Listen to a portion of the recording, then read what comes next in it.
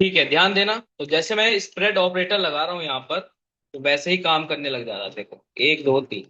ठीक है, तो इस तरीके से आपका स्प्रेड ऑपरेटर यूज हो। अगर आपके पास तीन एरे हैं, सपोज ये भी एक एरे है,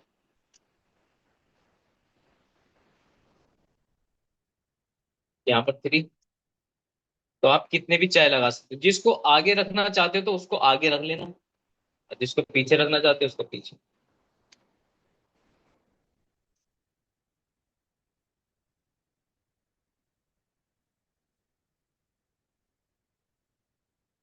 क्लियर? ठीक है, ये देखो,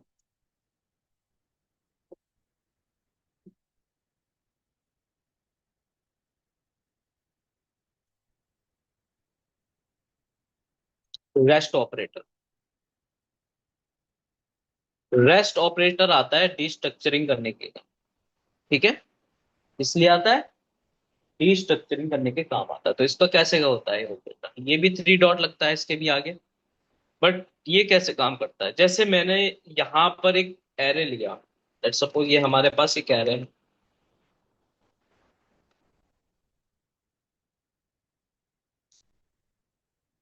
ठीक है, ये समझ में आ गया।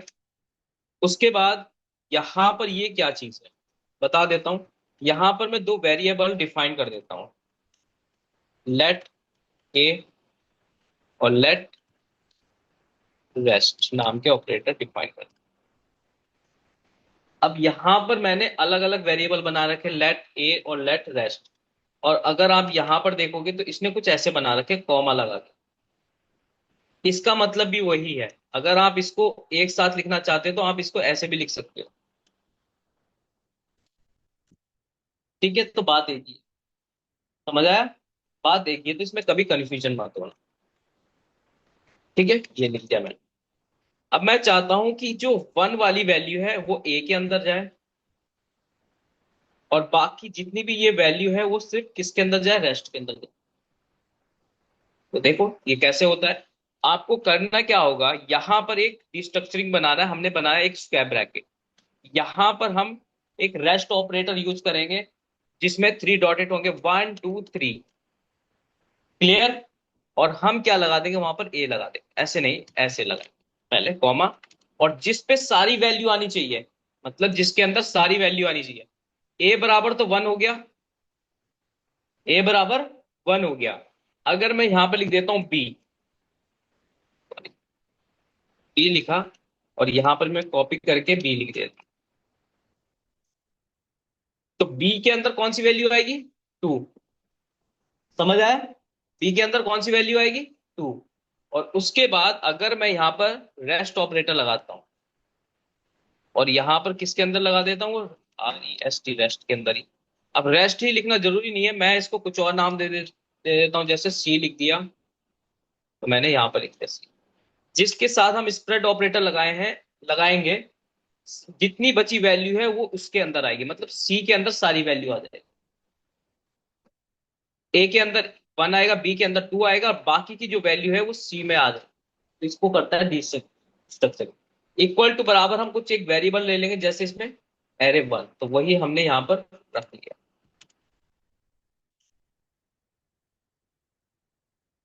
ठीक है, तो एरे वन कहाँ से आया है, इसमें से वैल्यू निकाली है उसने इसके थ्रू, मतलब ये वैल्यू इसके अंदर स्टोर थी, यहां पर मैंने इस वैल्यू को यहां पर रखा, तो इस वैल्यू के अकॉर्डिंग इसने काम कर दिया। अगर मैं यहां पर ए को प्रिंट कराता हूं,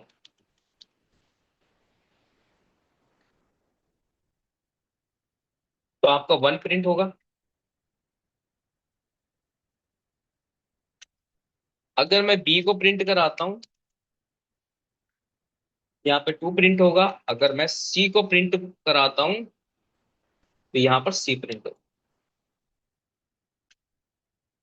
three four five six seven. Clear हो गया? तो इसको बोलते हैं रेस्ट ऑपरेटर का काम। ठीक है, आ गया ना समझ में? क्या कह रहे हो? यहां से इन ऑपरेटर को समझना है। एक ऑपरेटर बचा है आपका,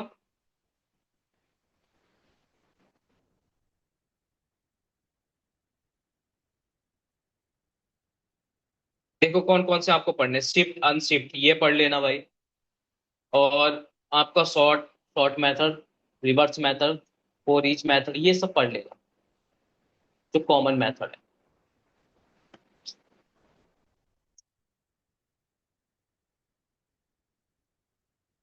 यहां तक किसी को डाउट? लिखा दूं कौन कौन से इंपॉर्टेंट है? लिखना स्टार्ट करो।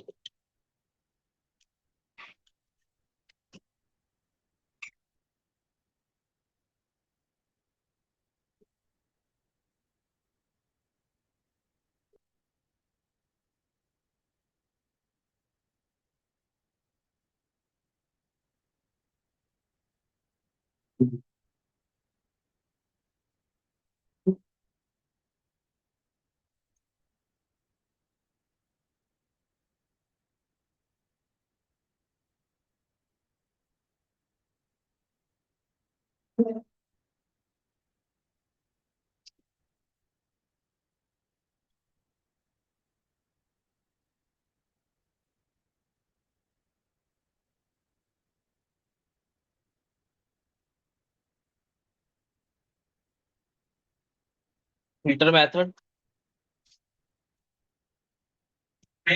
कमी, मैप,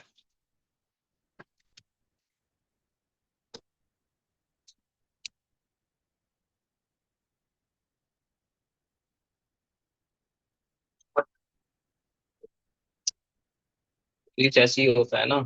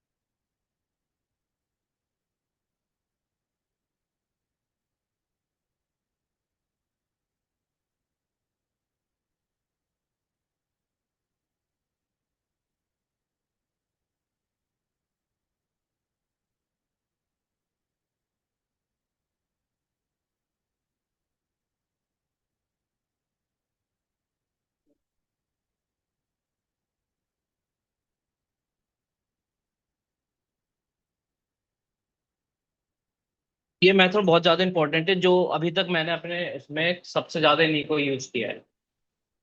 ठीक है। ये बहुत ज्यादा यूज होते हैं। कल से हम जो पढ़ेंगे, क्लासेस पढ़ने वाले हैं, तो ठीक है।